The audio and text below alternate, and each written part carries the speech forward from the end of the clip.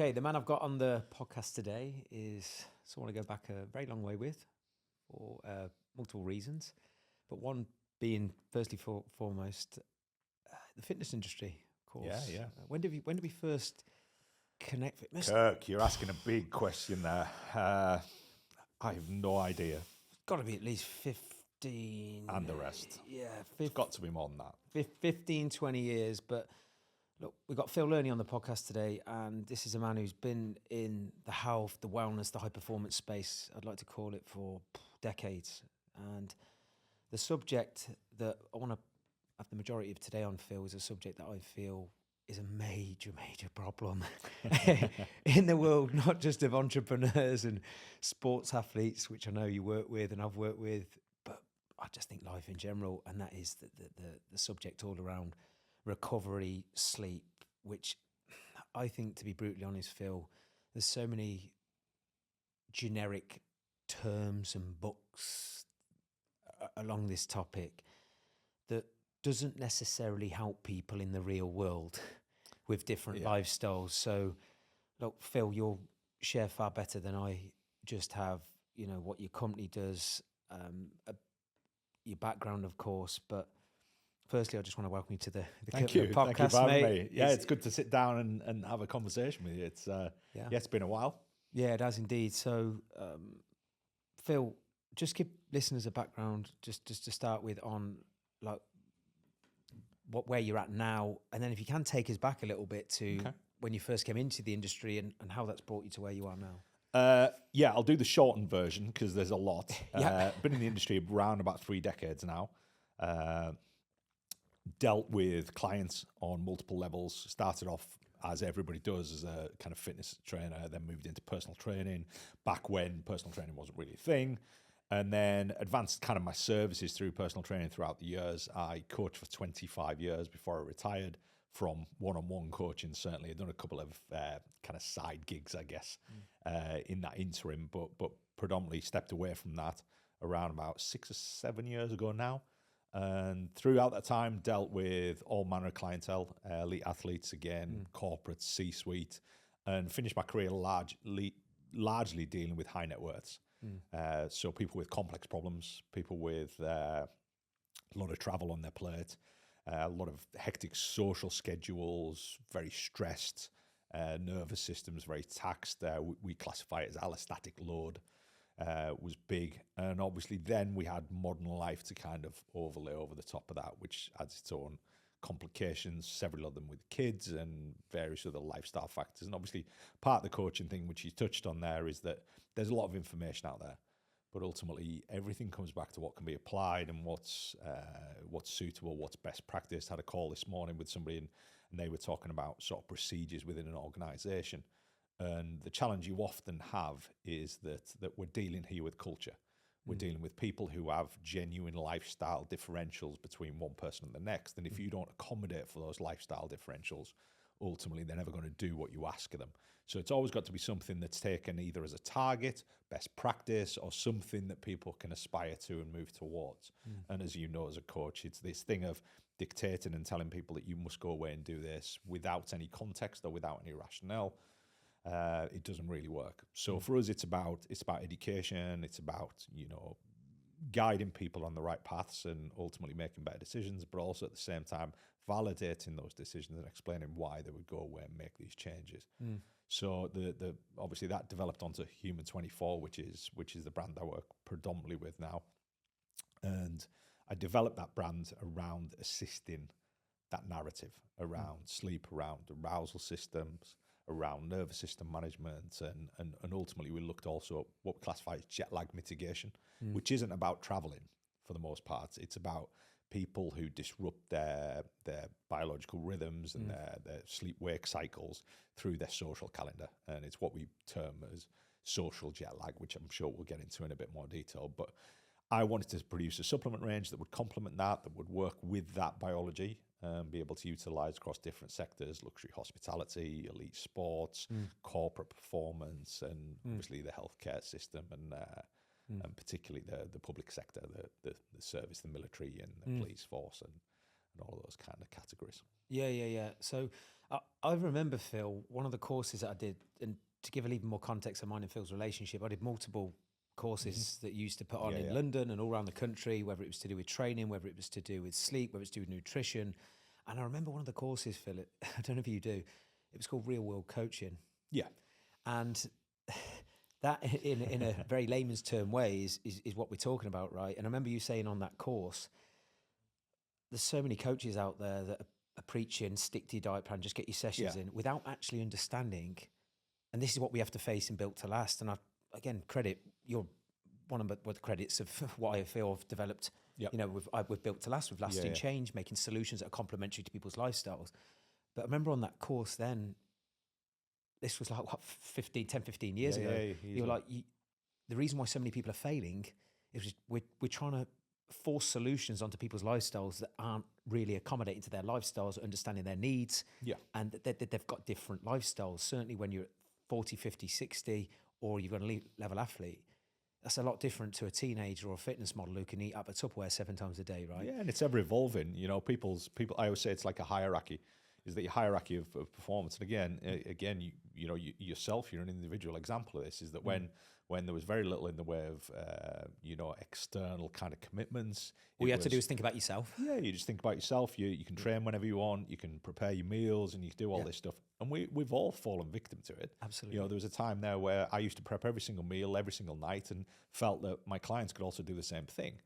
But not considering that their lifestyles in that they'd have business meetings at 9 p.m. at night, and they had kids to get home to, they had school drop-offs to do, they had family commitments, or they had people that were dependent on them. They maybe looked after an aging parent or whatever it might be, and those things were just completely disregarded. It was almost like it was just this perfect picture, and it was this thing of, look, we've found a solution for people with a certain lifestyle and a certain fixed set, and it was.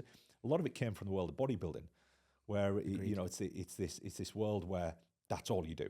That's all you do. You eat, you train, you sleep, and that was a term that we used to hear all the time. Eat, train, sleep, and people got it on T-shirts and all manner of things. But ultimately, that doesn't fit into the real world. And the idea behind the Real World seminar that we did was taking all these concepts and going, in reality, what's useful, what isn't.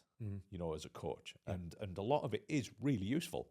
Prepping meals, some people can do that, but a lot of people, and again, I always pull back the statistic on, I think it's anybody, and again, I'll have to recollect this, but I think it's something like anybody born after 1977, on average, can prepare, I think it's 3 meals.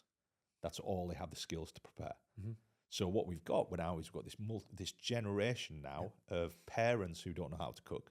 So therefore, inherently, their kids don't know how to cook. So therefore, we are looking at food that is acquired from, that is pre-made or acquired from somewhere or whatever it might be. So we can complain about the system all we want and point fingers and go, yeah, there's so much junk food, blah, blah, blah out there. But ultimately, we created that. We created this demand for this because we took away one of the base skills of human beings, which was being able to prepare food. And there were times in my career where I was like, do I need to qualify myself as a chef in order to go out and actually teach my clients how to cook? And there was a couple of times where I actually went to my clients' houses and taught them how to produce 2 or 3 half-decent meals. And a lot of the time that was the focus really on breakfast. It was let me show you how to quickly knock up a couple of breakfasts. And it was the overnight oats and things like this, because they just didn't have those skills. Hugely intelligent people who worked at multiple levels, and I had one client, I always find this story funny, is that she actually took her kitchen out of her flat that she was living in, top floor penthouse flat, but she had this beautiful open plan kitchen, and she took it out and got a room separator in and turned it into a walk-in wardrobe. So her entire flat, she had no cooking facilities. Mental. But she said, it's pointless. I can't cook. I don't cook. I don't invite people around to have dinner or whatever it might be. So this is a pointless waste of space.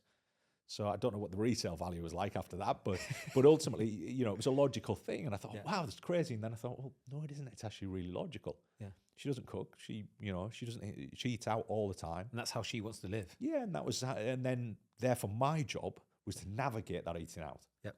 Was to, do I call a restaurant ahead if she's trying to stay on point? And remember, these are people who might eat out 3 or 4 times a week.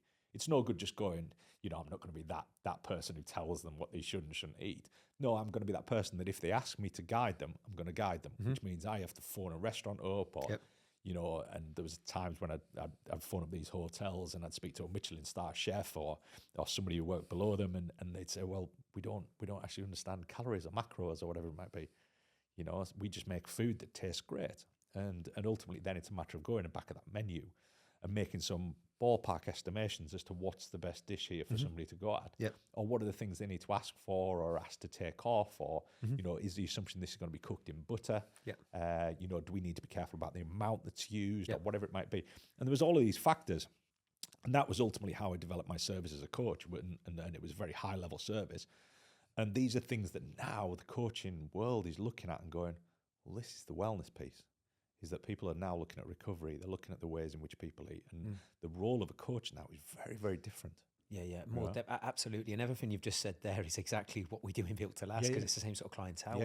But believe it or not, Phil, and your friends, a lot of coaches, still a shitload of coaches have, the penny still hasn't dropped, because guess what you are doing, and what you did and what I'm doing, it requires actually work and time, and actually you've actually got to do a little bit forward thinking for your client, right? You've got to take the thinking out, and you can't just print off a diet plan and go just get it done.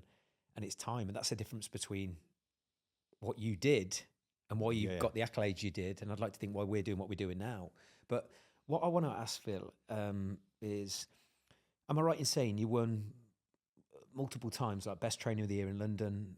I was very well regarded. I mean, these things are always subjective. I know they're subjective, but ultimately you had a phenomenal reputation, mate, and you were packing out seminars. I was, from what I gathered, I was the highest charging PT in the country at one point. There was one chap popped up in Mayfair who was charging, he was £1,000 an hour.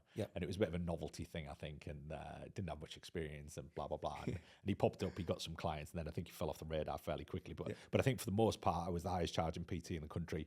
And to this day, I don't know anybody that charges more, even to this day.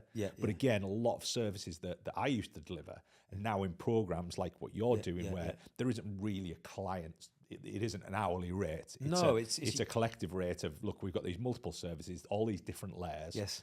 And it's lifestyle management of client, in my opinion. I always say it's a concierge style service. 100%. That's the way we look at Built to Last. It's 100%. I'm like, it's not just shouting 12 reps and 3 more on a hack squat. It's let's help you manage the 168 hours outside of the gym minus sleep.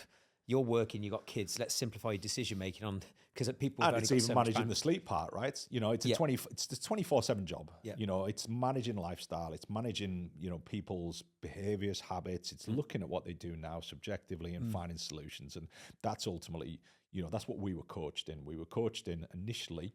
We were trained to facilitate people exercising safely, effectively, without injury, but also making progression.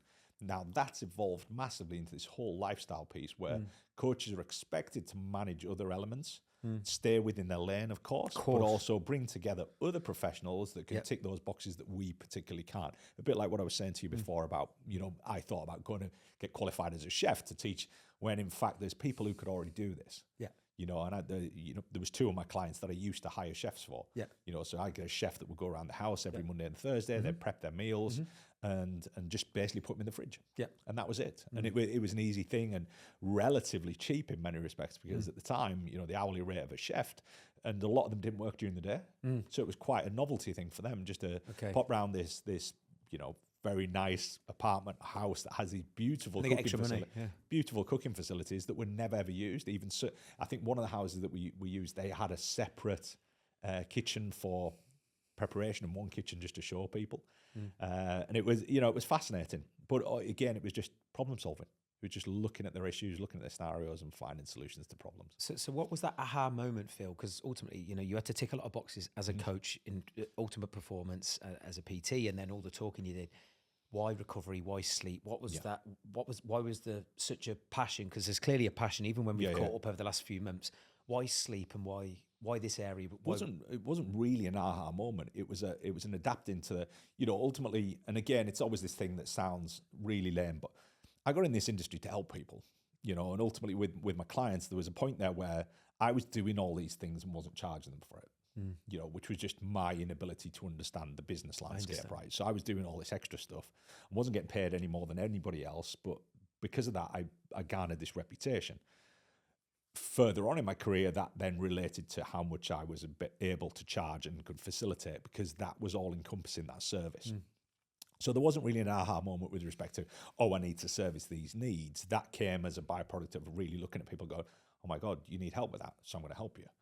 And then ultimately that ended up in the chargeable service that I had. But then the sleep piece and the recovery piece was always front of mind in many respects, because, you know, I came from an athletic background. Sports performance was always my thing. I'm a sports scientist. That's my, you know, my vocation. And, you know, science evidence was always a big part of what we did. And it was always this thing of, look, the statistics around sleep and sleep deprivation. And when we talk sleep deprivation, we're talking about people getting sub 7 hours a night, which is common, right? It's you know, 71% of the UK don't get enough sleep duration, never mind quality or anything. 70%. 71%, yeah. 71% of the UK report, you know, sub 7 hours sleep. So when we look at those statistics, it's quite grim, but it's been this thing that for decades we've just accepted that sleep, mediocre sleep, is just part of life. When in reality, it actually isn't. You know, we just have never prioritized it. We've never thought, you know, I need to, you know, people go to bed when they're tired. They don't go to bed at a set time. They wake up when work dictates they should wake up. They don't wake up according to a routine or a pattern or a behavior. Most people don't have targets, you know, and I often do this, you know, if I'm speaking in, you know, I did it at one of the conventions a few weeks ago, and I asked everybody in the audience, I said, put your hands up if you have a regular wake and sleep target. And I said target. I didn't say time, I said target. And there was probably 10 people put their hands up, you know, out of an audience of, I reckon, 250 people probably. Why do you think that is?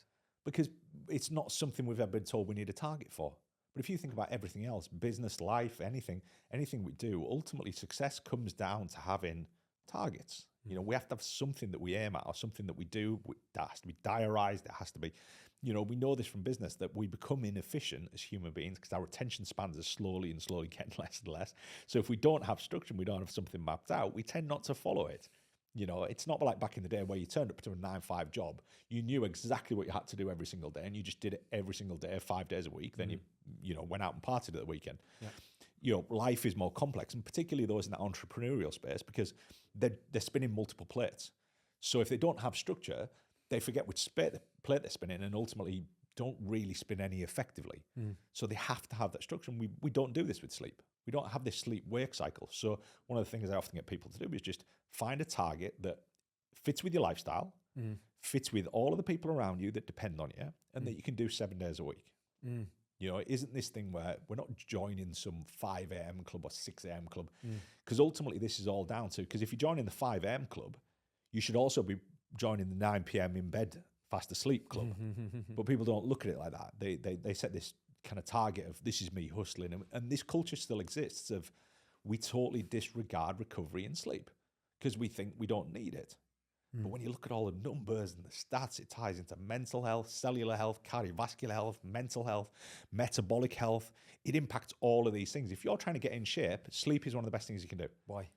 For someone, because again, I've said this over and over again, but I'm talking massively impacts, you know, metabolic dysfunction. So explain that. We've got people. There'll be shitload of people listening to this now struggle with their weight. They might be saying sometimes, I've trained regularly, I eat pretty well, but their sleep shit. Why is that important? So if you disrupt somebody's sleep pattern, so if we talk either circadian dysregulation, so either sleep patterns are getting warped because they go out late on weekends and sleep in and do all this stuff.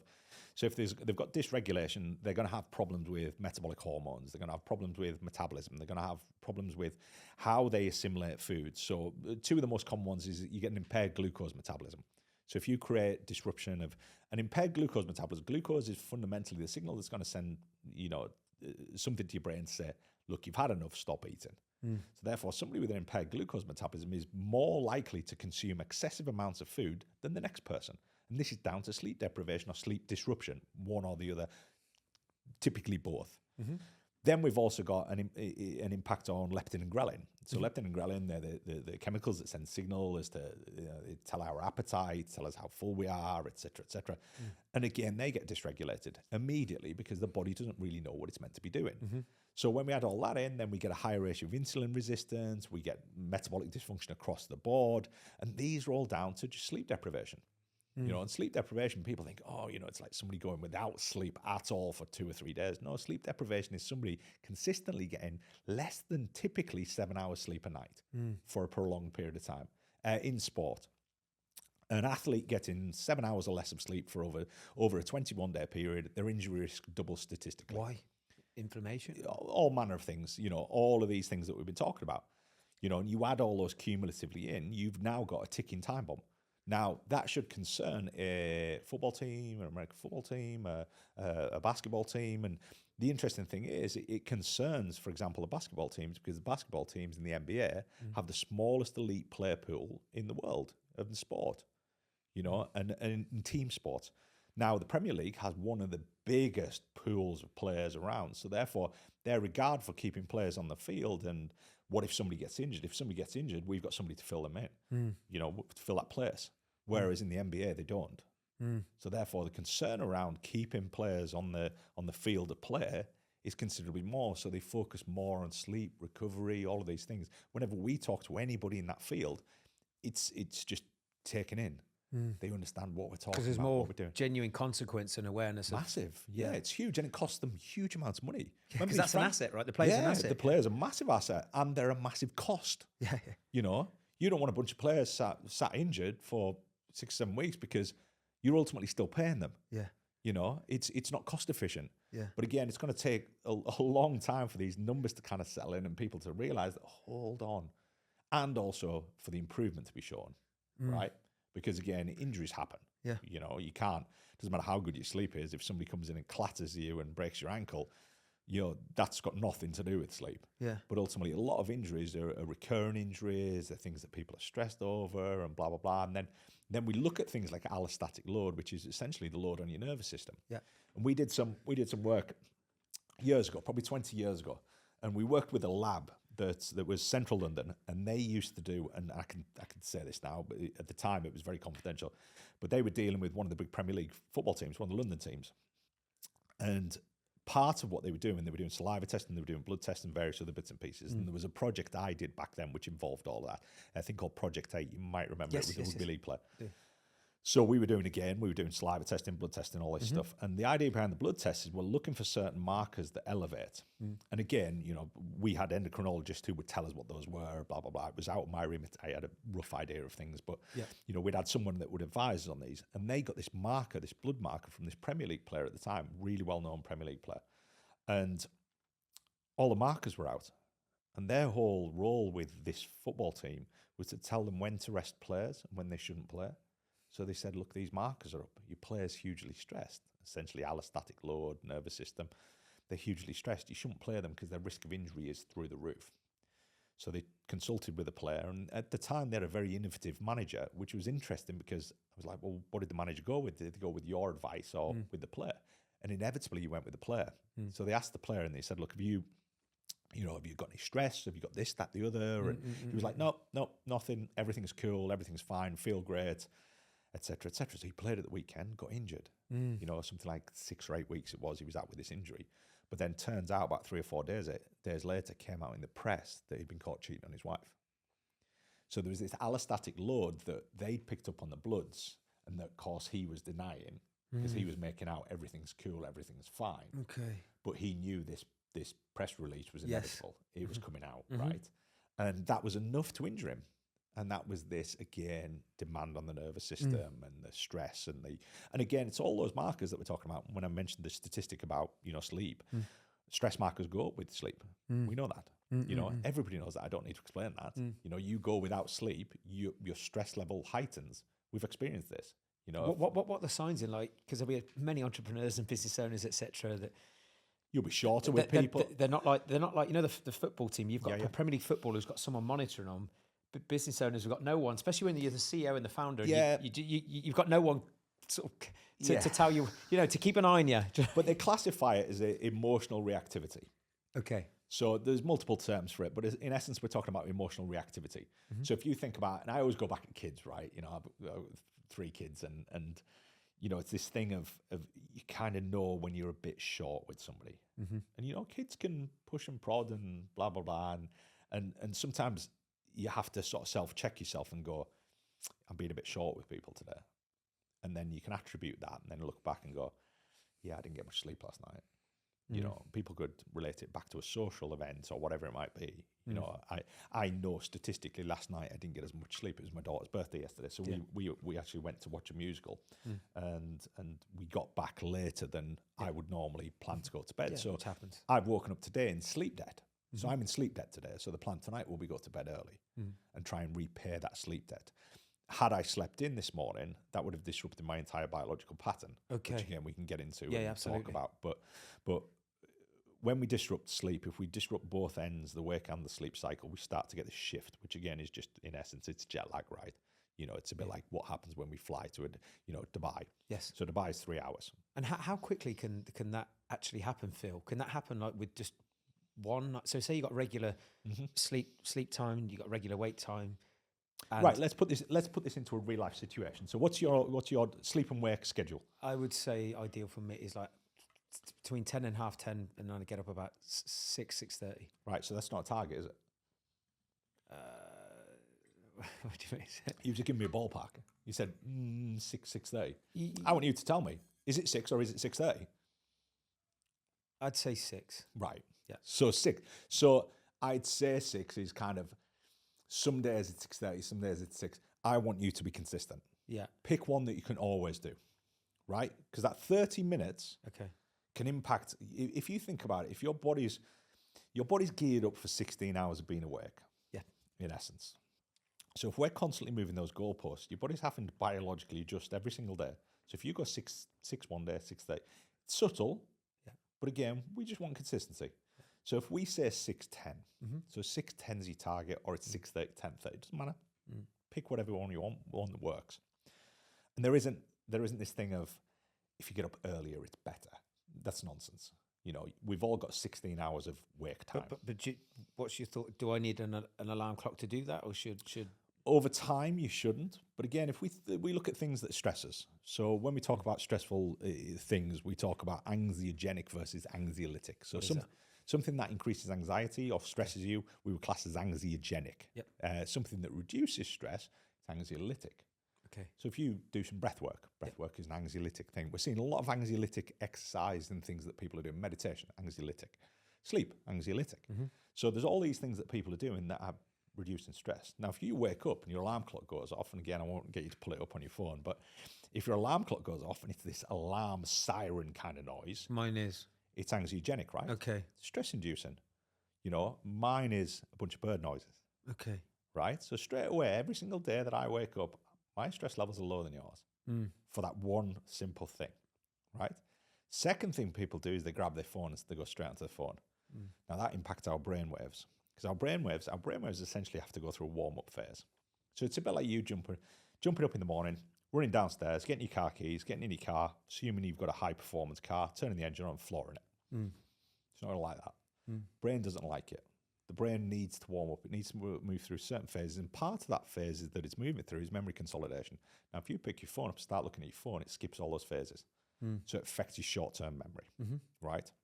Which is why people say don't pick up your phone for the first hour of the day. Even though 90% of people do. But that's what you do. So the first thing you go, so is being on your phone anxiolytic, stress reducing, or anxiogenic, stress inducing? Which one is it? It's not good for me. It's stress inducing, right? There isn't anything you're going to look at in there that isn't stress inducing. No. Right? Because you've got a bunch of content. If you go on social media, you're not dictating what social media shows you. No. It's non-curated. 100%. You can't determine that. You go into your emails, you can't determine what someone's emailed you. Horrendous. So we're what, 3 minutes into your day? Yeah. And you've done two things that are stress-inducing and anxiety-inducing. Next thing you probably do is go downstairs and smash a coffee. Anxiogenic. It's a central nervous system stimulant that elevates cortisol. Yeah. So we've done three things off the bat there that are stress-inducing. Yeah. Right. So let's go back to the pattern. So let's assume 6:10. So over time, your body's going to align with this rhythm, and you'll have had this before, and everybody who's listening will have had this before. If you set your alarm for the same time for a certain period of time, you start waking up just before your alarm. Absolutely. Because your body now starts going, pattern, love this. Everything's pattern. Yeah, of course it is. Yeah. Pattern, behavior, love this.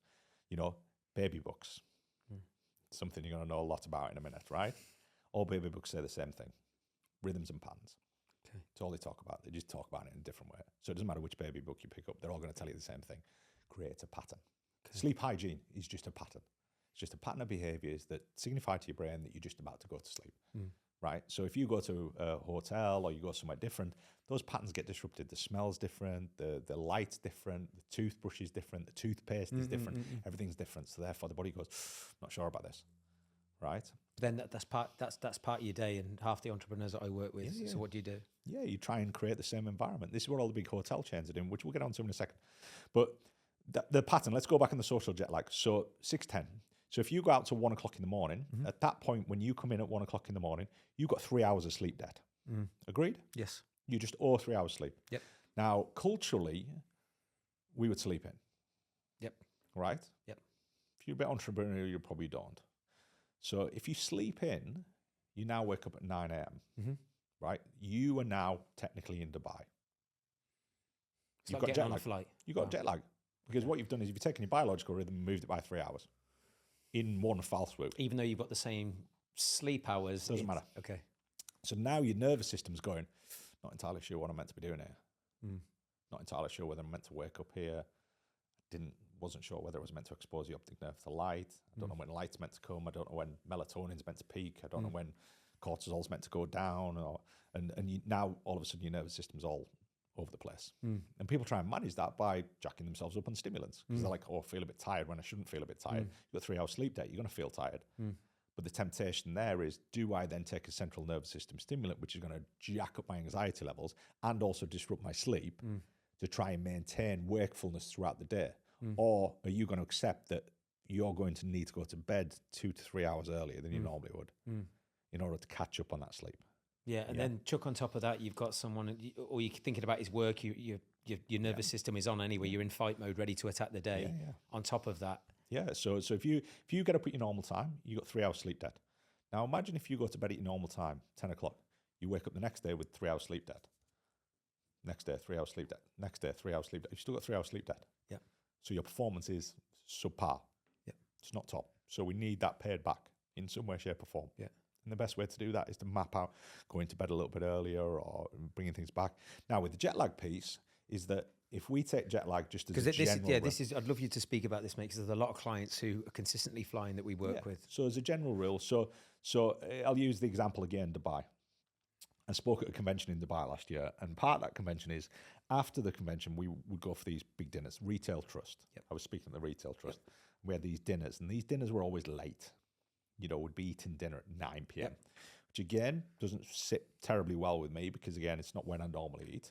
But ultimately, I had to adjust to Dubai time. So because the convention that we're speaking at didn't start until about 10:30, 11 o'clock every morning, I just got up at 9. Say that again. So I got up at 9 when I was in Dubai, which is 6 a.m., which is my normal wake-up time. Okay. So therefore, I didn't acclimatise. I had no reason to. I was only there 3 days. Yeah. So, and I'd go to bed at 1 a.m. So when I flew back to the UK, I was still on UK time. Yeah. So I was still following the exact same sleep pattern. And I had some devices with me that helped with light exposure and a few other bits and pieces. But ultimately, I just stayed on UK time. So a lot of the time when people are traveling, we've got to deduce one or two things. Are they going long enough to shift them? And what would be long enough from your experience, approximately? Again, depends on how far they're traveling, whether it's east or westwards, and do they need to acclimatise for a performance factor? We work with one of the Formula One teams, and their first race of the season was Melbourne, right? Massive time difference, 11-hour time difference. So what we would do prior to is that people would gradually start moving their sleep patterns closer to the Melbourne time. So when they get on the flight, they're closer to being in Melbourne, technically and biologically, than they would had they not done anything. Otherwise, when you get there, you've then just got to switch into their time. Now, if we move ourselves closer to that time before we get there, the amount of time that we have to acclimatise when we get there is significantly shortened. Does that make sense? Yes. And we, as a general rule, you look at 24 hours per hour. So again, let's take you going out till 1 o'clock in the morning. If you then sleep in 9 o'clock the next day, that's going to take you 3 days to adjust. In 3 days? 3 days. Wow. Or 3 hours. So choose your poison. Yeah. So if you get up at your normal time, you just need to repay 3 hours of sleep debt. Okay. If you sleep in, you've now got to reacclimatise your biology back to its previous schedule, which is going to take you now 3 days. I understand. So which one are you going to take? You know, I'll repay the. Do you 3 take the hours. high interest loan or do you take the low interest loan? Yeah, You take the low interest loan, right? Yeah. But again, that's going to take a bit of discipline. Yeah. Because it's going to mean that you're going to have to get into bed earlier. Yeah. You're going to have discipline around, Netflix CEO, Reed Hastings, the old CEO. Yeah. He said, sleep is our biggest competitor. Yeah. Right? Yeah. And then the rest of the sentence, he said, and we're winning. Yeah. So when people these programs are designed to do this. Yeah. So the previews, they're designed to reel you in and go, watch the next episode. Yeah, then watch the next episode. Then the end of it. Yeah. It's The smart, next one. right? Yeah. Smart. And this is again, when we talk about business and social media advertising, blah, blah, blah. When we grew up, probably there's slight variant on the age there, but when we grew up, when were the credits on a TV show? At the end? No, they were at the start. Were they? They were at the start. They were boring. They were at the start. But people weren't trying to engage people. Okay. You started watching the A-Team, all the credits were at the start.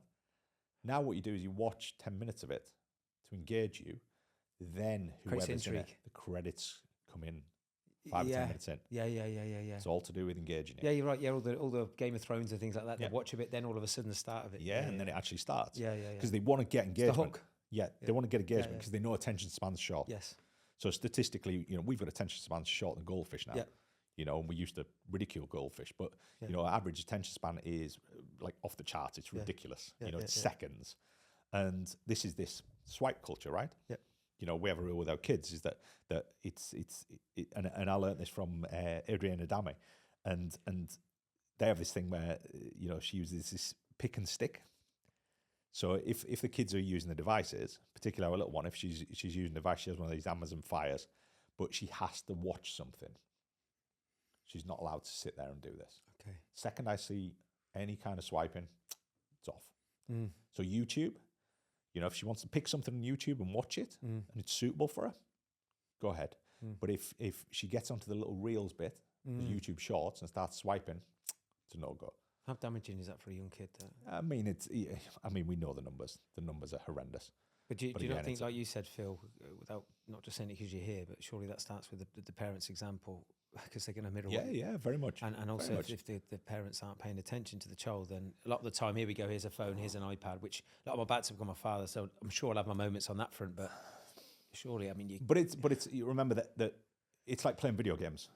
The statistics around playing video games and motor control and skill acquisition and blah blah blah are incredible. Mm. So why would I stop my kids playing video games on occasions? Mm. The statistics are incredible with respect to, we let our little one play a game called Red Ball. Okay. Phenomenal at it. Unbelievable. Mm-hmm. Reflexes, reaction, blah, blah, blah. We limit the time that she can go on it, and when in the day she can go on it. Because again, we don't want to stimulate the brain too much. And there's various rules, but ultimately, and also with these, you've also then got the challenge. And again, we're going down a little bit of a rabbit hole here, but you've then got the challenge of culture. Is that it's all well and good, and going back on really the first thing we talked about, which is coaching, right? Real life, real world. I can't turn around to my kids and go, you are not doing that, when every single person around her is doing the same thing, including the parents. So you've got to lead by example. You've got to lead by example. You've got to do the right thing. You've got, I at times find myself swiping. Of course we do, yeah. I'm there and I have to check myself and go, what am I doing? This isn't benefiting me. It's entertaining, of course, but it's not, I'm not learning anything from this. Again, I'd be better to apply the same rule, which is pick something, stick with it. If I want to watch a TV show, that to me is relaxing. Yeah. That isn't relaxing. I'm the same, yeah. It's got to be something that's beneficial, and it could be a podcast, it could be something educational, it could just be a bit of entertainment. Put a TV show on at night. Nothing wrong with that. As long as it doesn't stimulate you. It's like you said earlier, is it? Is this a stress or is this a... what does it do? Is it bringing stress down or is it bringing it up? For me, I like to watch a film. I'm the same. I love watching it. Just helps me switch off. It's something that switches me off because again, I don't have, and in life, I resonate towards things that help me switch off. And to be fair, movies nowadays, unless they're really engaging, they have to be good movies. I don't switch off because I'm halfway through and I'm starting thinking about, I'm going to do this, I'm going to do that. I do Brazilian Jiu-Jitsu. Why? Because I switch off. Yeah. Even weight training now doesn't do it for me. Weight training, there's too many breaks. Okay. Too many breaks. My mind goes wandering. I start thinking about emails, start thinking about work. there's then that temptation to pick up your phone and blah, blah, blah. And obviously there's ways to alleviate that and you just don't do it. But ultimately, I want something where I've got no choice but to focus. And to me, BJJ does that for me. It's a phenomenal tool for me on multiple I found levels. the same, Phil, which is why I'm definitely keen to get back into it when I was boxing. Yeah. Because I have to stay switched on for every second and it's stimulating my mind. And I genuinely feel that events like High Rocks and things like this, I think they play a role because you get into it and you can't stop. Whereas traditional weight training, it's set, rest, set, rest, set, rest. It's the rest that kills people because, and you see it in gyms. You see these young lads, young girls in gyms and you see them training, but in between stuff they're logging on and they're swiping. I get it. Blah, blah, blah. And as much as, you get a lot of the fitness industry ridicule for them for it, it's just, that's what they're hardwired to do. Yeah. So you've got to give them something which engrosses them, gets them involved in something like boxing or dance or whatever it might be. I think it just does that. And I think those kind of modalities of movement and exercise are phenomenal for kids. Yeah. Mate, I'm just conscious we've got a lot to get in the time as well. And I want to speak about more human 24. Like, I think the listeners will get fully bought in now that sleep's important for performance and cognitive function, all this stuff. There are a million supplement brands out there, right? Yep. Why is it so important for you to create something specifically targeting circadian rhythm and energy management, or what's unique to Human 24? Firstly, no one's doing it. Being a first-to-market brand is always, in my view, exciting. It's difficult. It comes with its own set of challenges. We've got to educate. We've got to tell people what our product is. Otherwise, it just sits on a shelf and people go, well, what is this? And they make assumptions based off the ingredients they see. Our morning product has caffeine and creatine in it. So people look at it and go, oh, is it a pre-workout? No, it's not a pre-workout. It's designed for cognitive support and it's designed to mitigate that hyper-arousal that we often get from caffeine in the morning. So we utilize some compounds that work complementary in a particular ratio, scientifically proven, and all of these things. And also there's that tendency nowadays for supplement brands, they pick one thing and they go at it.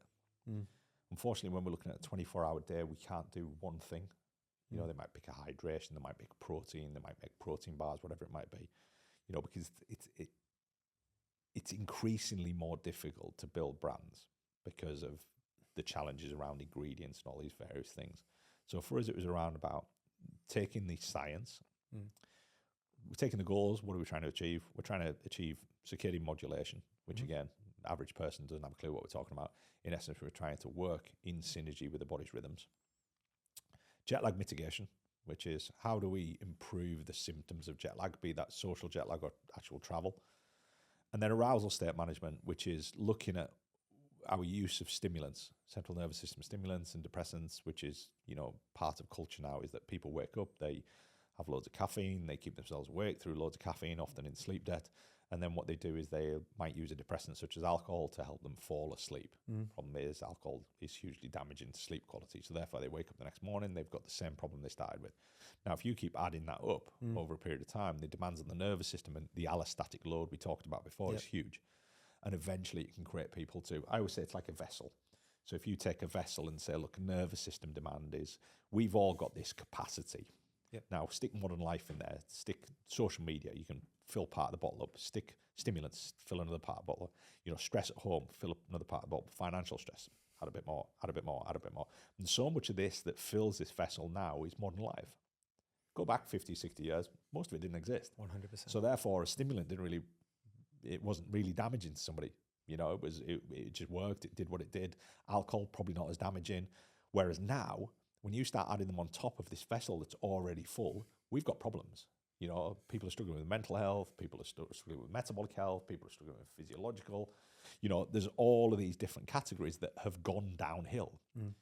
And again, just going back on that previous question as to why Human 24 is that when we collectively look at all these things that we can point these issues back to, it nearly all comes back to sleep and recovery. And that for me was the biggest performance marker that I can move. And ultimately going back as a coach, we spend years looking at little tiny metrics. You know, if I was training you, Kirk, I'd be looking for muscular weaknesses, imbalances, all these things that take a bit of time, and then it takes a while to take that imbalance away, which creates synergy, and, you know, it creates better joint function. It means that injury risk goes down. There's all these factors, and we're always looking at these little marginal things. Then when you look at the statistics from sleep and you go, it's not marginal anymore. It's huge. It's huge statistically. You know, I spoke at one of the Formula One teams a few weeks ago, and I talked about the double diffuser. Have you watched Brawn? Some of the listeners will have watched this documentary on Netflix about Brawn in the season. So a guy called Ross Brawn bought a Formula One team back in the day. Jenson Button was their main driver. There's a documentary with Keanu Reeves, but watch it. And what they did is they kind of manipulated the rules. So every 5 years, I think it's every 5 or is it every 6? Every 5 or 6 years, they're bringing a big rule change in F1 around the cars and what you can do with the cars and how you can change the wings and the cars. Every 5 years, you see the change shape very much. And the double diffuser, which was basically the bit of tech that they altered, which was just an air inlet and outlet that altered the car's performance by up to 15%. Okay.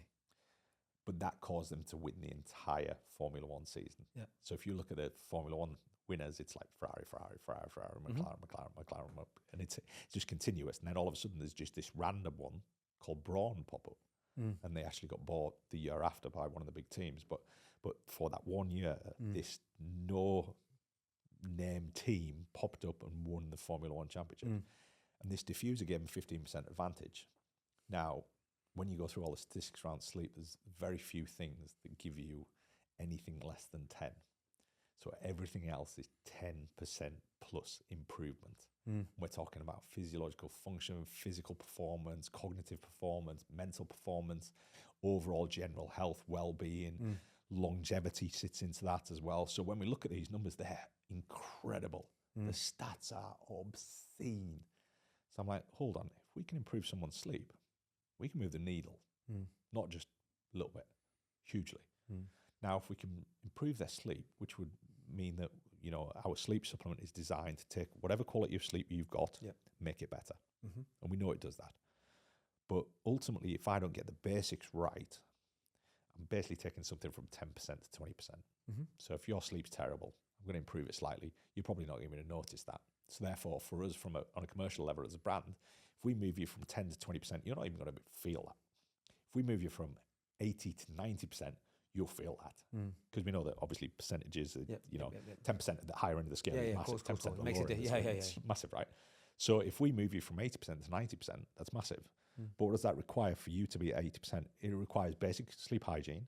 It requires light management. It requires you having a set target. And so if we don't educate on the basics first, ultimately we're shortening, again on a commercial level, we're shortening the duration of time that our consumer will stay with us. Because I want to move someone from 80 to 90%, not 10 to 20%.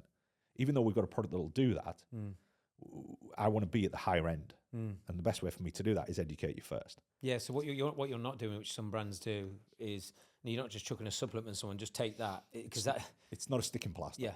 I don't want to put a sticking plaster on something. I want to create a solution that increases performance across the board.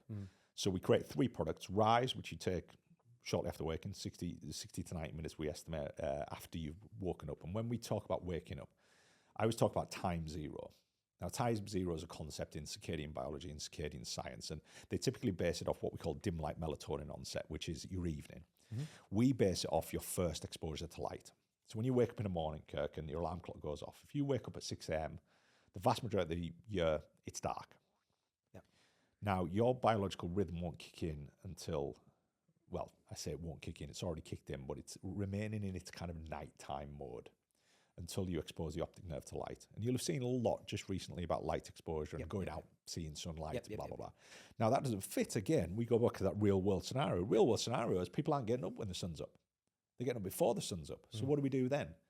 So then we could invest in, my office is kitted out with biocentric lights. So all of my bulbs emit the same wavelengths as sunlight does. So if I go into my office and turn the light on, as far as my body's concerned, I'm in sunlight.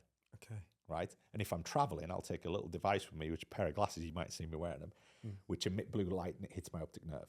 So therefore I can regulate that time and the light exposure all year through 2 very subtle investments, right? And when we've got people phase shifting on planes and things like this, we take the light glasses with them. We're seeing a lot of, I had a call earlier before we came on with the National Air Traffic Control, and they have biocentric lighting in all of the air traffic control units because it helps them function, cognitive function and physical function, because in essence, it then tells their body they're in daylight all the time, so they're more awake, they're more alert, their cognitive function's higher. Yeah. That's light. We're investing into this. All the Royal Navy submarines have biocentric lighting throughout their entire submarines because largely down to depression and anxiety. Because if you put someone into a submarine who never gets exposed to daylight, the depression and anxiety markers go through the roof. So what they do is they put biocentric bulbs in all the faucets and away we go. Yeah. So when we're looking at these things, we've got to get the regulation. So we base all of our supplement usage around this time zero. So if you wake up at 5 a.m. and expose your optic nerve to light, you take rise an hour later. If you wake up at 9 a.m. and expose your optic nerve to light, you take rise at 10. And all we're doing there, we're looking after things like the cortisol awakening response and various other mechanisms that just need to be supported there. And we're also giving you time just for your body just to warm up a little bit. And yeah, caffeine takes a while for it to kick in. So there's an argument that we don't necessarily need to do this, and I agree with that. But I want to err on the side of caution there. So if you give yourself an hour, gives you time to hydrate first, and then potentially you're then going to move into that. Yep. Then we have 6 to 8 hours later, biologically, your body's going to go through what we call a circadian trough, or as it's most commonly known, the afternoon slump. So when the afternoon slump kicks in, it's normally about 6 to 8 hours after you wake up. Your body's shifting from a certain nervous system state, what we call a sympathetic state, into a parasympathetic state. There's a bunch of stuff that aligns. If we would look at it mechanistically and we would put it on a chart, you'd be able to see these dips in various things. Cortisol's kind of halfway down, almost getting you prepped for sleep. And adenosine, another chemical, is halfway up, which is driving sleep pressure. The way that people typically manage adenosine is with caffeine, because caffeine blocks adenosine reaching the brain. So if you consume caffeine too late in the day, you're still blocking one of the sleep chemicals that needs to be peaked for you to sleep effectively and with high quality.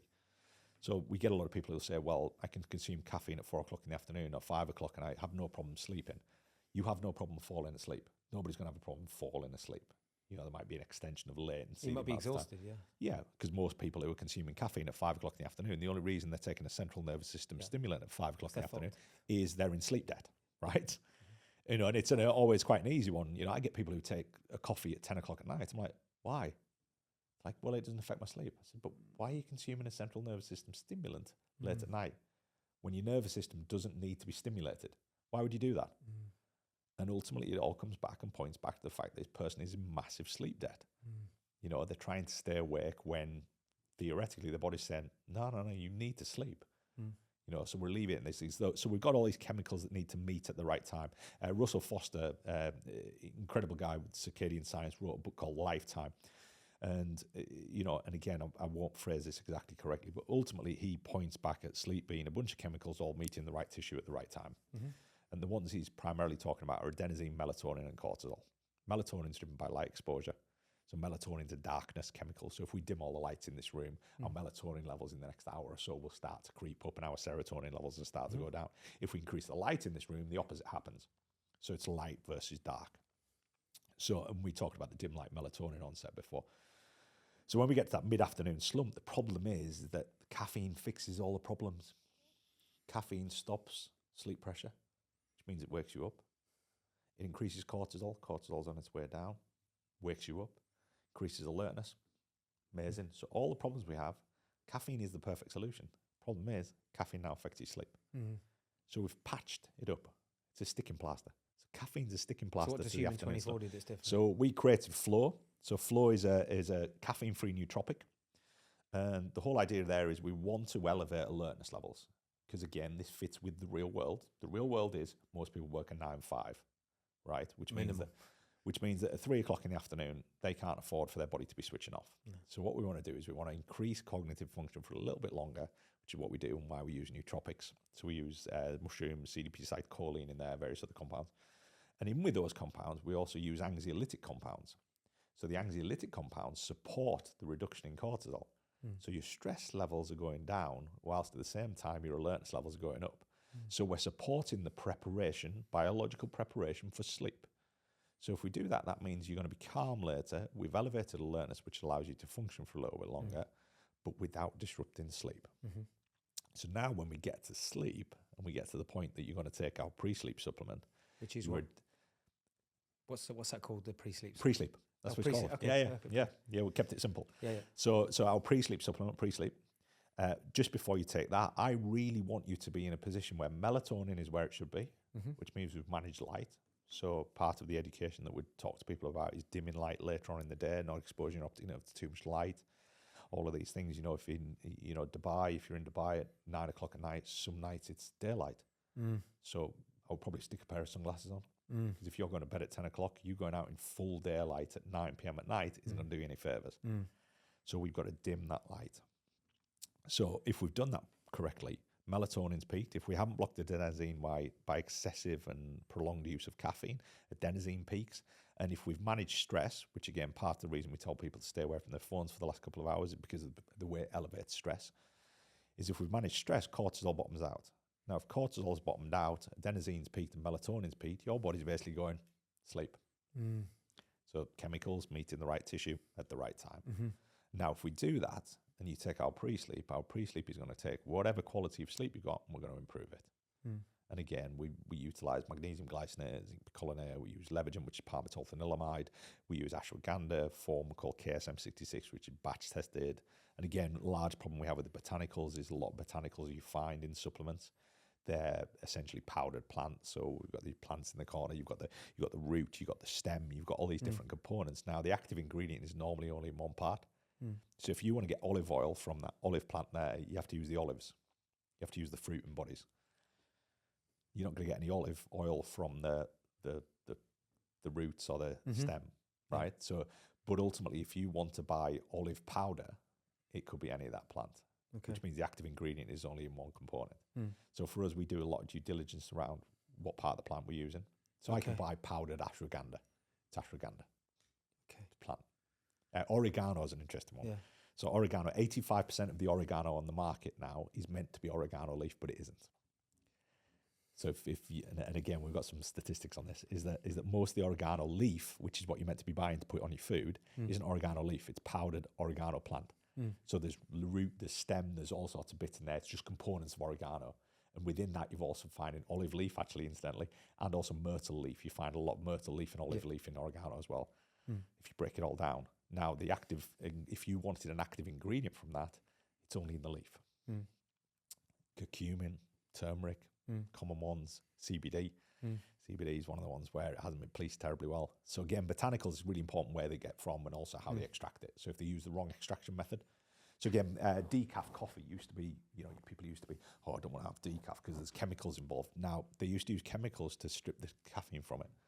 Now, if you use the right extraction method, which is what we call the Swiss water technique, they can extract the caffeine without using any chemicals, which means, therefore, there's no chemicals in your coffee. Yes. So therefore, decaf is just coffee without what we would classify as the offending compound, without the caffeine. And depending on when you're using it, depends on whether that's a strategic play or not. Yep. You look at alcohol, the alcohol-free space is massive now because people want the occasion, which is going out with their friends. Yep. They want the flavour, the gin. They want the experience, the glass in hand, the ice cold flavour, the botanicals that you're going to add to it. They want all the experience, but they don't want the damaging compound, which is the alcohol. Yeah. So it's the same sort of thing with coffee and caffeine and blah. But you've done this for sleep and gone and also how can you keep it as natural as possible? So all we're doing is we're supporting biological function. So at each one of these instances where you take our supplements, we know what's happening, but it's all based around your first light exposure.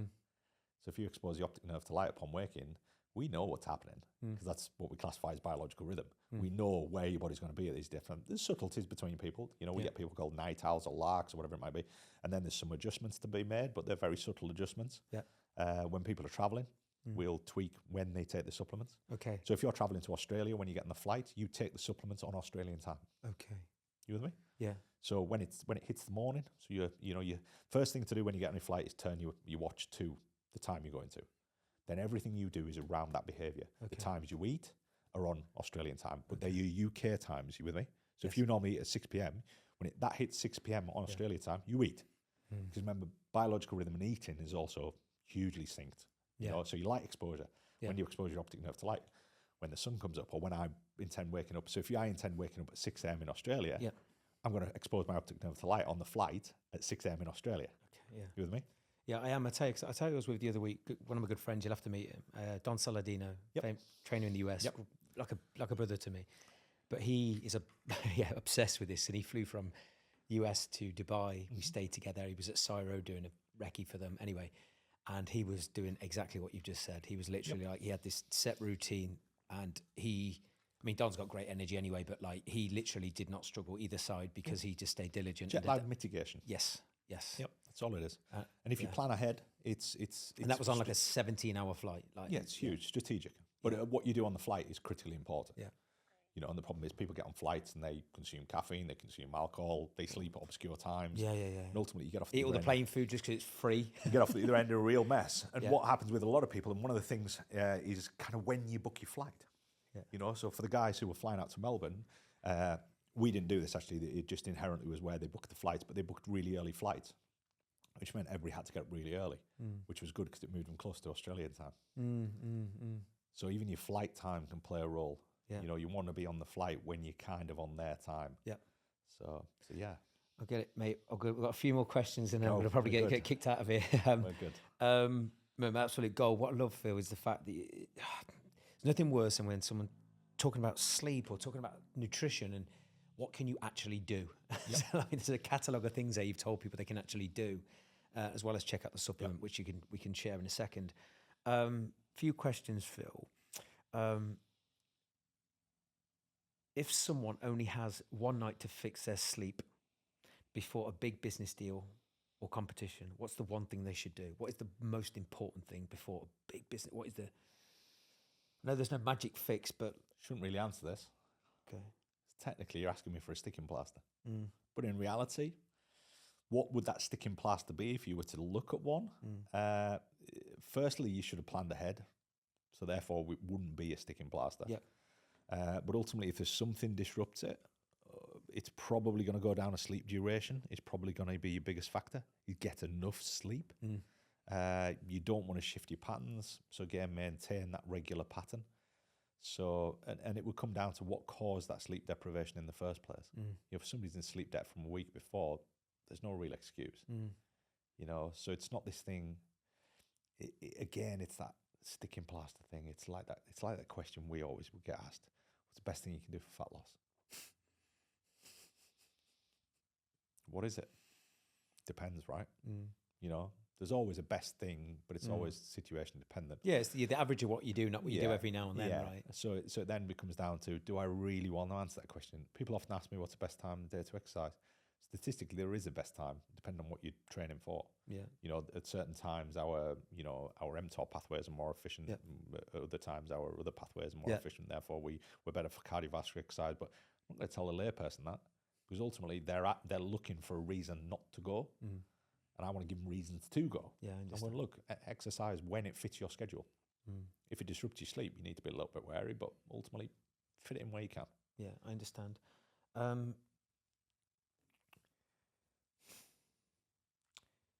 For the people that, and you be as direct as you want here, because I know Phil, don't fluff stuff up. For the business owners, the entrepreneurs in particular, right? And there'll be some of my clients listen to this as well.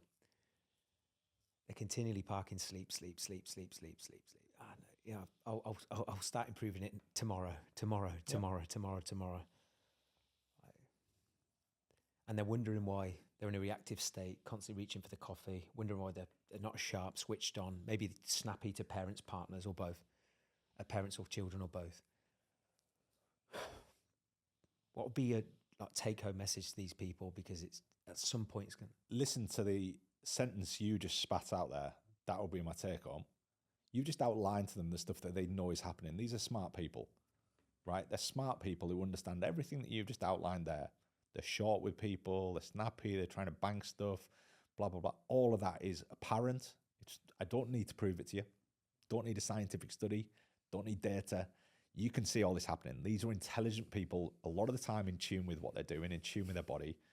But ultimately, it's this thing where culturally they are in a culture that has just disregarded sleep for so long. You know, you look at like the Wolf of Wall Street, right? People are like, yeah, you know, it's this sensationalized, blah, blah, blah. No, that was real. That was what that culture did. They used uppies and downies, stimulants and depressants, sedatives largely. But they used things that jacked them up and slowed them down. But ultimately, if you look at that and they're saying, look, they're banking sleep, do it tomorrow, banking sleep, do it tomorrow, the impact on your longevity, i.e. how long you are going to live for, is getting shortened day by day. You know, so it's that. You can look at tomorrow. You know, it's like when people would come to us, you know, you get people who, they didn't come before the heart attack. They came after the heart attack and said, I need to sort something out about my weight, my blood pressure, whatever it might be, you know, and that's really scared me. If I could show you what's happening, I'm going to scare you. And I read a post the other day on LinkedIn, actually, and there was a sleep expert said, look, we're into this thing of, you know, we've got to stop trying to scare people. I'm like, well, scaring people to some degree works.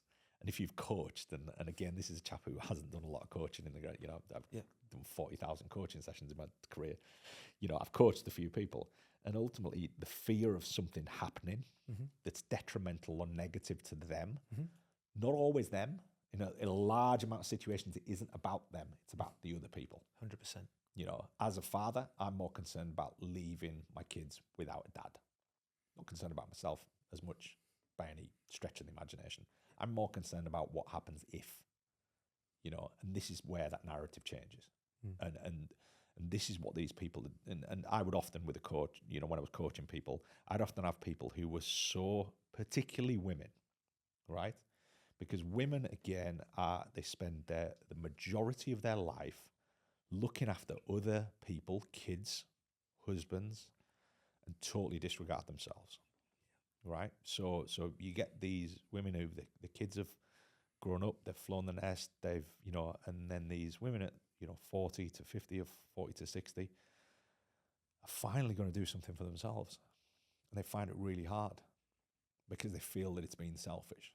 Even just going to the gym 3 or 4 times a week, they find it's them being selfish and doing something that they've hardwired themselves not to do, is to think about themselves.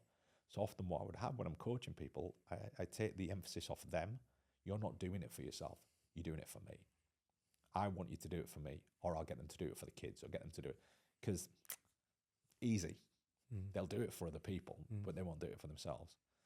And you see this across all manner of different situations in different guises and different things. But again, that's a prevalent part of the population that I work with, and very apparent, very selfless. Being a mum, a parent, you know, is a very selfless thing, and women more so than men. You know, and they get to that point where they just don't do anything for themselves. So therefore, when you're coaching them, often it's easier just to go, "Can you do that for me?" Because they'll do it for you, complete stranger, but they won't do it for themselves.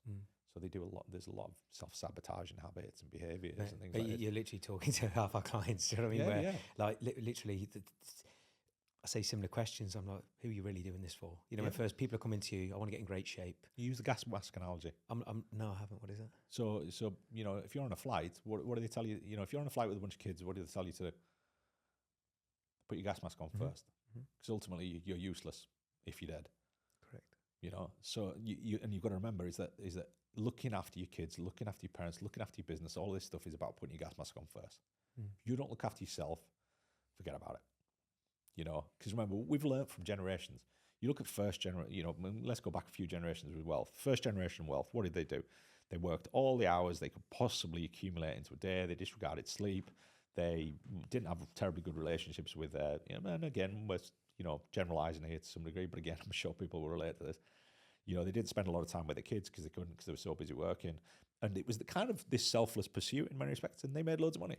They made loads of money, and they created enough generational wealth for the next few generations. Next generation were like, we don't need to work. So what we're going to do is we're going to party. So they partied. Ultimately, a lot of them ended up in rehab, addictions, lack of purpose. Phil, we've coached similar people, mate. Lack of purpose. We've got no purpose. It's the biggest thing, mate. Destructive behaviour patterns. Don't know what they're there for. Yep.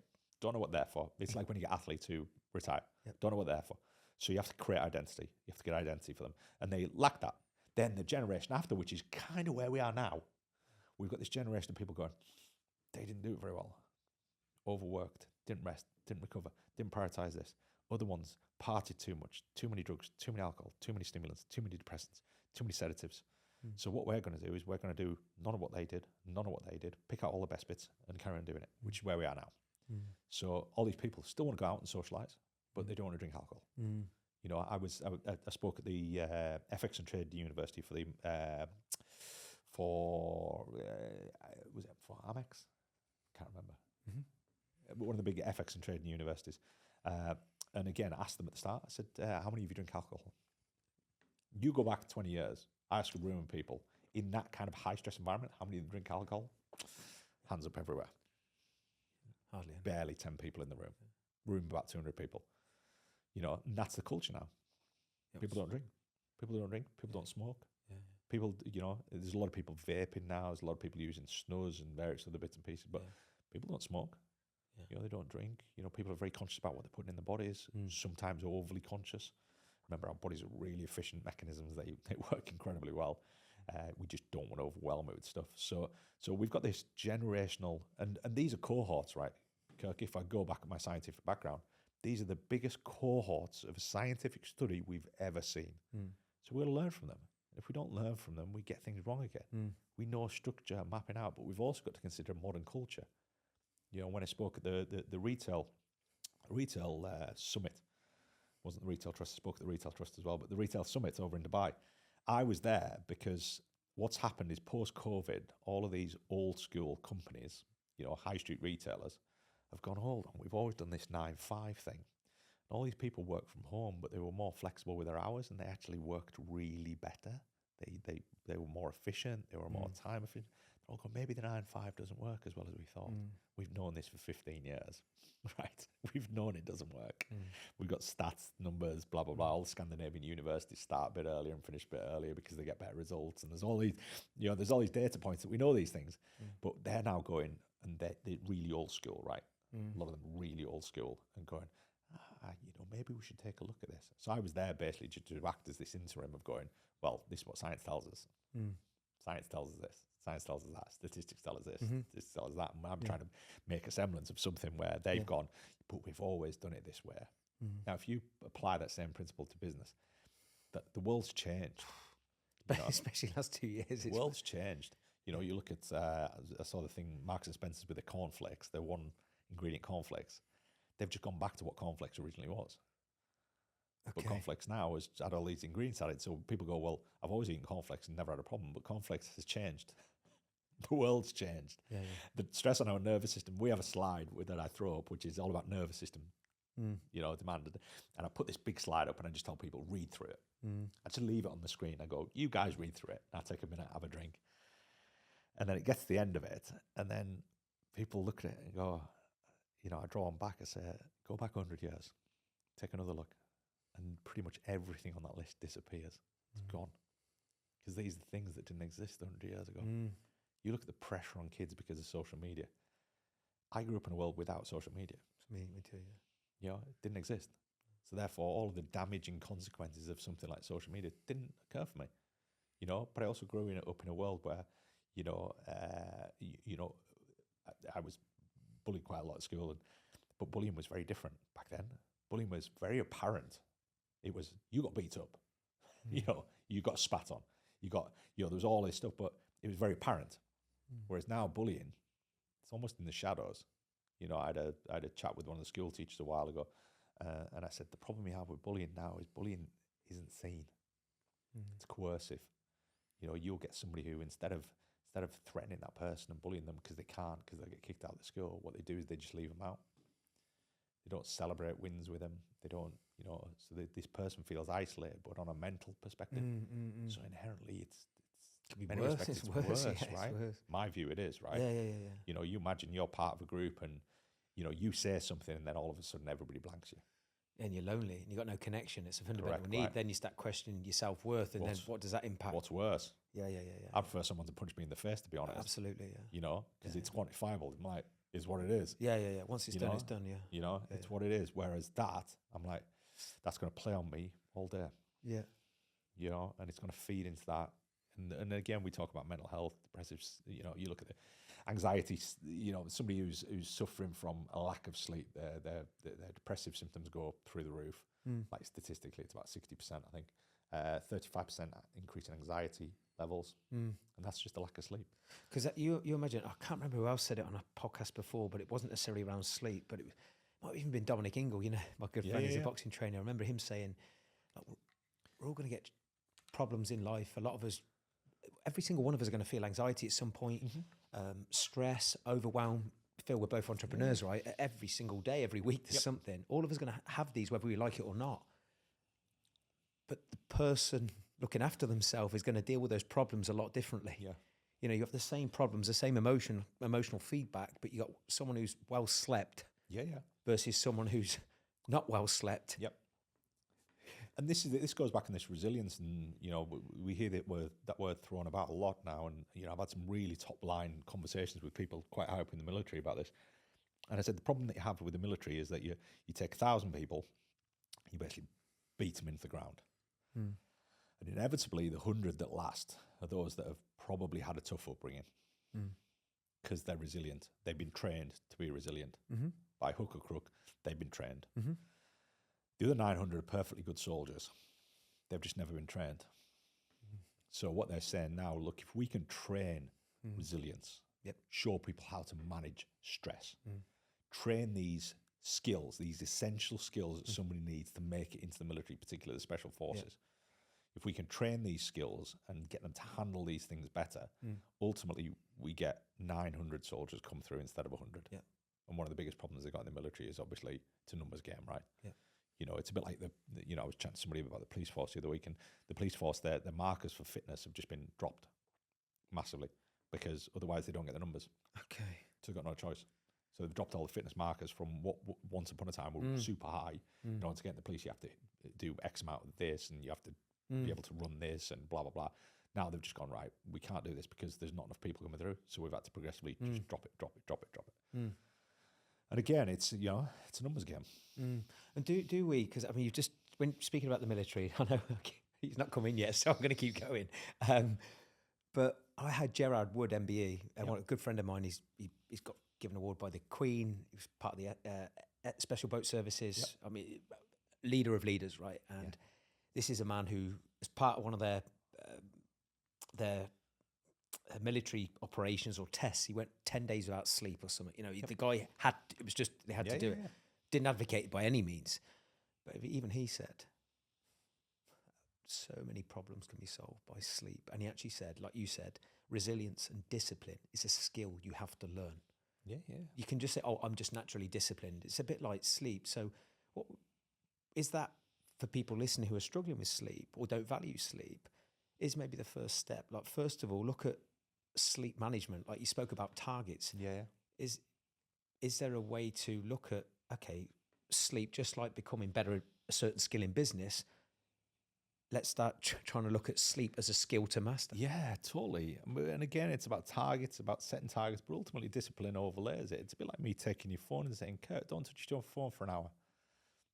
I can't stop you picking it up. Ultimately it comes down to discipline for you not to look at it.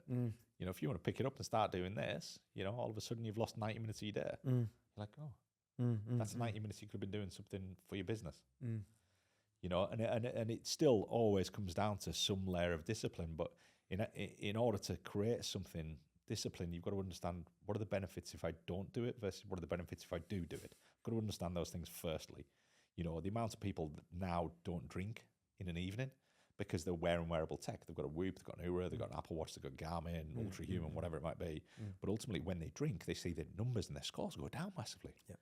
So they're like, I've never seen this before. I've felt it, but I wasn't in tune enough to know what it was. But I felt it, but that's horrendous. And what do they want? They want higher scores. So it's almost a gamification of sleep. So the stats don't lie, just like in business, right? It's like you can removes the opinion out of the... And they're not pinpoint accurate by any stretch of the imagination. The sleep scores. Nocturnal HRV is great. HRV is an incredible score on these devices. But sleep's subjective. It depends on the algorithm and how they do it. But as long as it's consistent, to some degree, we've got a marker.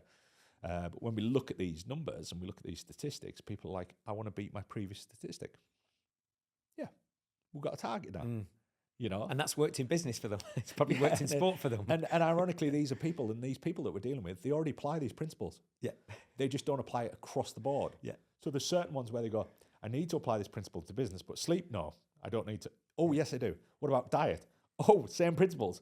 Oh, what about exercise? Oh, same principles. And if I apply the same principles, I always remember Nick Mitchell, he said if bodybuilders ruled, I think he wrote an article on it. He said if bodybuilders ruled the world, because I tell you what, bodybuilders are some of the most disciplined people I've ever met. Yeah. Like, you cannot budge them on diet. Yeah. They eat at the exact same time, exact same amount. They measure it gram for gram. They do all of this stuff. And it was this thing about, subjectively, if bodybuilders ruled the world, I'm like, yeah, if they could apply the same principles and discipline to bodybuilding, to all facets of their life, wow. Phil, I say the same to people. This is why I wanted you on, to be honest, because you've been as a coach and you've coached similar people to me. My clients listening to this, please listen to this, because you know what I say to people when they join? I'm like, you've achieved phenomenal success as a businessman, right? You had a start point, you had a target, an outcome, and you needed a process to get there. You had some bumps in the road, but ultimately there would have been principles, and you've mentioned it multiple times today, structure and a clear sense of direction and a target that you're moving towards. And if you hit a plateau, what do I need to change? Who do I need to ask? Or how do I need to adapt how I'm managing me? Yeah. And I'm like, if you've done it in that area, and I'll use just as an example, we coach a lot of some of the best dentists in the country. Yep. Phil, and again, so much respect for dentists, the prospect of becoming a dentist from scratch, how methodical and the skills and the discipline you've got. If you've done it in that area, you have evidence in your life. But I think it comes down to what you said so beautifully. Hierarchy. Yeah, hierarchy. And also, who am I doing this for? What is the value on this? It's like, you're obviously following through on that for a reason. Well, you look at most dentists. Most dentists are multi-generational. Yeah. They are normally a dentist because their parents were. Mm-hmm. So who are they doing it for? It's not always themselves. Mm-hmm. I would imagine some of the people you deal with probably actually, there's a bit of resentment there that I got pushed into a profession I didn't want to do. And other ones will be like first generation. But then they've got to beg the question, do I want my next generation to do it? Is it all like it cracked up to be? Have I enjoyed it as much as I would? And I always think being a dentist is like looking at someone's mouth every single day isn't something that terribly, you could pay me huge amounts of money. I'm like, is that something that I would see myself doing on a day-to-day basis? No, not me personally. But for somebody else, that's their vocation, and that's what they're going to do, and they're going to be phenomenally good at it. Yeah. And it's this thing of, look, we apply these principles to certain elements of our life, and a lot of the time, you're not doing it for yourself; you're doing it for somebody else. Which therefore means you've got to do it. Yeah. It's like school and university. I always say, if I went out to school today, I would course through it, because one of the biggest problems I had at school was a lack of discipline and structure. And that discipline and structure wasn't down to the teachers; it was down to me. But the problem was I spent my entire school life distracted by other things going on, allostatic load, right? Yeah. I was more concerned about break time. I'm like, I used to dread break time. I used to dread getting into school. I used to dread lessons, happy days, teacher there, everything's pleased. Okay. That was cool for me. But the allostatic load and the stress and the, and there was various things that, I had really bad psoriasis as a kid. And that was all pointed back to stress levels. And, there was all of these different things. But again, it comes down to, look, apply that same principle. That principle I learned as I got older. And I'm like, wow, if I went back and did this, it'd be so easy. But is that where the passion comes from, Phil? Just to conclude, to wrap this up, mate, so you could talk for hours, and it's absolute gold you've shared. Is that you mentioned at the start, how much you care about people and you genuinely want to make a difference. Does that hardship that you went through, like is that where deep down, because you can sense the passion even talking about that changed my life. When I first started, and to me it was the gym, nothing outside of that, just the gym.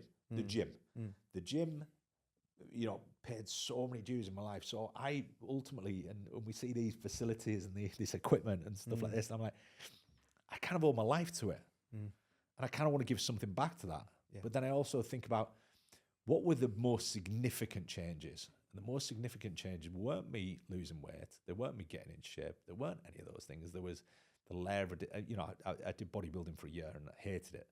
But I loved the discipline. I was like, wow, if I can have this level of discipline around food, which for me, I'm a proper foodie. I love my food, always, and to this, there'll never be a point in time where I don't enjoy and love food. Yeah. And for me, it was, I was stringent, strict, just didn't touch anything that was outside of the plan. And for me, coming out of that, the other end, I was like, wow, I'm impressed with how I handled that, managed that. I learned things from it.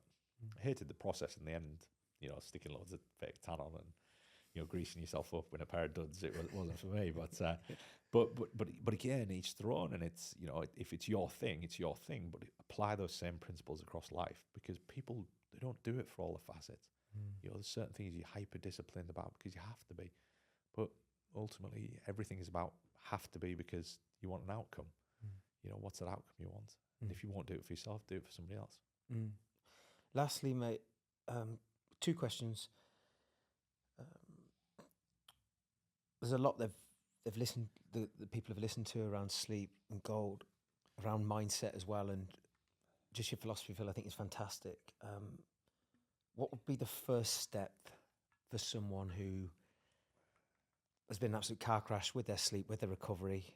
And you spoke about the importance of doing all these different things. What would you say the one thing that would be the first thing that is the one habit you want to try and master? Set targets. Yeah, okay. Set targets. Go back at the first thing I said. Set targets. Have a disciplined work and sleep time, even on weekends. The whole weekend thing is what disrupts people the most. So be disciplined with it. And what you'll find is over time, you'll be tuned into this thing where, and you'll remember this, and there would have been a time in life where you ate probably every 3 hours, like all of us did. I could tell the clock by my appetite. Yeah. It was insane. I was like, oh, it must be coming up to 10 o'clock. I'm like, it's 10 o'clock. 'Cause I'm hungry. Pavlov's dog, right? Ring a bell, dog salivates. And it's putting those patterns into play. And we are this big Pavlov's dog, right? We're this big mechanism of, look, if we train ourselves to get up at a certain time, we also train ourselves to go to sleep at a certain time. So set those patterns. Next biggest thing is probably light management. And that for some people involves a bit of investment. Make sure that the area that you work in, if you haven't got access to full daylight, get some biocentric bulbs. They're available, whereas once upon a time they weren't available. And, you can get biocentric bulbs. I wouldn't say everywhere, but there's a lot of companies that do them. We use a company called Ray Lighting for ours. We refer a lot of people to those. And then, if you're traveling lots, get a set of the goggles. We use AO. They're the ones that we use and recommend, and utilize them on your travels, particularly people who are flying here, there, everywhere. And if you're only going for a short period of time and the time difference isn't massive, just stay on UK time. Okay. Try and arrange your meetings around that, so there's no misadjustment. Try and keep your eating times the same. It's all about patterns. It's going back on the baby book. Be good for people just to pick up a baby book and apply the same principles to themselves. Because a lot of it is just routine. Have a nighttime, bedtime routine. That's what we call sleep hygiene in adult world. Sleep hygiene is just a sequence of events that tell your body it's bedtime. Be very wary about devices, be very wary about content. I always say one of the things, avoid uncurated content. What do you mean? So if you can't control what it is you're looking at, don't look at it. Okay. There's a time and place for that. Middle of the day, if you want to look at some uncurated content, go ahead. But before bed, you don't want to look at anything uncurated, because really you want to determine what you're going to watch. If you're going to watch a TV show, pick something what the content's going to be. Make sure you enjoy it. Make sure it calms you down, doesn't wind you up. Saw 6 or whatever it was, probably not a thing to be watching before you go to sleep. But pick something, and this is often where that kind of mind-numbing TV shows come in. There's a time and a place for them. And, something that's, whatever it might be. I'm trying to think of the one that my daughter watches about the property people. Estate agents in Hollywood or whatever. I can't remember. I know the one. Yeah, Gabby watches that. Yeah. Stuff. Mind-numbing, right? But ultimately, it's entertaining. It's mind-numbing. You're not going to leave it going, oh, yes. Oh, think of this. I just remember, and again, I'll tell you the story. This was, back in the day when you used to read this thing about all successful people read loads of books. So I was like, right, I've got to start reading books. So what I'd do, I had this stack of books by my bedside table. And every night I'd read this book. But I'm not like a Harry Potter kind of guy. I would read books that were educational. So the problem I had is I'd close this book, I'd roll over on my pillow and my brain would start going, So it actually disrupted my sleep more than it improved it. But again, that's to do with content. Yeah. Make sure you pick the content. Yeah, because people talk about the light on phones. Lights on phones don't really affect your sleep that much. Okay. You'd have to whack up the brightness and keep yourself literally right in front of it. It's not to do with the light, really, and most of that's been disproven now, and the funky orange glasses and stuff don't really do a great deal. But it's more to do with the content. Okay. Don't be looking at your emails for the last couple of hours. Yeah. Nobody's waiting for an email. I always say to people about picking their phone up first thing in the morning. People get up at 5 a.m. and pick up their phone and look at their emails. I'm like, who on earth is looking for you to respond to their emails at 5 a.m.? No one. No one. No one. There'll be a few people who work on, National Times, but also they should be appreciative of the fact that you're in the UK. You took the words out of my mouth, mate. I say to clients with clients with customers, I'm like, if you're working with people who don't respect your boundaries, for example, if you've got kids or... Oh, and there's rules now.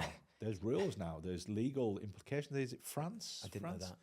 Yeah, there's you're not allowed to email your employees outside of office hours. Okay. It's now an offence. Okay. I can't remember who it is. Is it France? Might be. I can't remember. It was in the news fairly recently. But again, imposing rules like that, I think there's a time and a place for them. But again, people don't like being told what to do. So it's this thing of just respect other people's boundaries. Yeah. And the problem is we've got a working culture that's a bit messed up. People are like, oh, you should always be on call.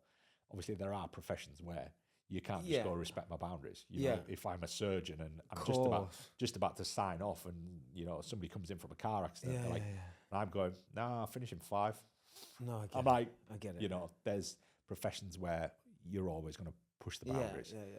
But in those professions, we've also got to respect that they've got complications that we should be handling and dealing with. Yeah. I talked to this about, like airline crew and airline staff, and we talked about it earlier today with the chap from the air traffic control. And I said, look, the challenge you have is that if they don't respect their own boundaries and their own sleep patterns and things like this, ultimately they're somebody who's going to make bad decisions. Yeah. Do you want somebody making bad decisions flying your airplane? No, thank you. Yeah. Whereas, you go to elite echelons of these kind of military units, and you're like, these people take it seriously. Yeah. They want ultimate performance because they know if they make an error, it's not just going to cost them their job. It could cost people lives, right? Yeah. So you don't want those errors, but there doesn't seem to be, particularly in the public sector, there's just so much around. Just they're going to hammer people into the ground. The nursing space is horrendous, But again, it's down to us to hopefully educate them and help them mitigate the consequences they're in, because ultimately the authorities aren't going to do it. No. Not right now, anyways. We hope that further down the line they'll take a little bit more. Yeah. I always say, look, the investment into a lot of stuff is high, but the investment into human beings is pretty low across the board. Yeah. We've got to invest more into human, factors and human influence and blah, blah, blah. But, you've got these hospitals that will invest huge amounts of money into all this equipment, blah, blah, blah. But ultimately, the equipment's only as good as the person operating it. Yeah, exactly. But anyways, we won't go down that No, road. I get it. Listen, we're on the same page, Phil. When I spoke to companies too, I'm like, God, you've got a sofa when you go in the reception that's worth £20,000, and then, but they won't invest in. Oh, look, it's this thing. It's like, you thrash it out with people, and who was it? I was consulting. Again, I won't name names because it was quite a horrendous one actually. So I got asked to speak at one of the big fashion brands, and he said, "Look, we're trying to take wellness seriously." I said, "Okay, cool." He goes, "I want you to come and present to our employees the annual whatever it was, prize giving or whatever." He goes, "Okay." He goes, "How long are you going to give me?" He goes, "Oh, you've got 45 minutes." I'm like, I said, "No, can't do it." He goes, "Why?" He goes, "Well, 45 minutes." I said, "You just told me that you want your employees to figure out that you're taking wellness seriously. You give me a 45-minute slot." So that's not taking wellness seriously. I said, "You'd be better off paying for my time, and I'll write you a newsletter chain. I spend 45 minutes writing 10 newsletters that will have more impact across the board than me talking at them for 45 minutes. I understand. Yeah. And it's this thing where people are talking about this wellness piece. And the thing is now, what we're seeing action. Yeah. People have talked about wellness a lot. Yeah, they are. Yeah, 100%. Now, corporate wellness I've been doing for 25 years, but it's a very different picture now to what it was back then. But they still think, a lot of corporations still think that corporate wellness is giving your employees a gym membership. But they don't know how to use it or manage the 160 hours a week every week. 80%, I think statistically it's somewhere around about 80% don't use the gym membership. But they want to use that investment for something else. So some of the companies we work with, you know, they're like, look, you've got a wellness budget that you're getting. If you want to use it on gym membership, you can use it on gym membership. You want to use it on a cycling club membership, you go to cycling club. You want to do running club, buy yourself some trainers, go ahead. Doesn't matter, they just want activity. I'm like, let people choose. If gym's not their thing, let them pick something they're going to enjoy. You know, something that they find fun, but is also ticking that box of activity on a weekly basis. You know, so the and it's going the right way. It's just slow, and in some companies it's like pulling teeth. I get it. I've been there, mate. I get it. Yeah. And then lastly, where can people find out more about Human 24 and you personally? So we got the website, which is HMN24. It's human24.com.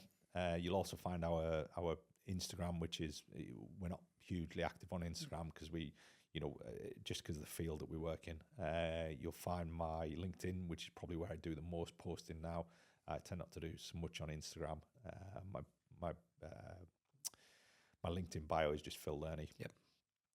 I've got my Instagram handle, which is still at the PT coach, but that's actually it's a debacle changing the username apparently now on Instagram, which I found out in the last 4 or 5 months. You used to be able to just go in and change. You can't change? No, really? You can't. No, I did not know that. I think it's to do with the fact that you know, I'm a blue tick and I've got a bunch of people on there and blah blah blah. And apparently they don't take kindly to people just chopping and changing them, but I'm trying to change that back because I'm doing a lot more work around sort of personal brand. I'm doing a lot of consultancy, and I don't do as much in the PT coaching space. I understand. Now I do a lot more corporate stuff. I do a lot of, you know, as I say, consultancy with bigger businesses and things like this. So again, it's that personal brand piece. But yeah, Phil Learney on LinkedIn. I write a lot about sleep and various bits. I put a piece up earlier today, which is interesting about time zero actually. And Human 24 is just human24.com. Yeah. Phil, he hasn't come in, so we managed to get smash that out. Mate, hopefully you enjoyed it. That was so much value, mate. Absolute gold there. And please check out Phil. Absolute gold there around sleep recovery and so much more. And a lot of my clients listening to this, you've got someone who I have learnt from over the years saying the same shit that I'm saying. That's good. Right? Success leaves clues. So, Phil, thank you so much. I really appreciate it. Thank you. Good man.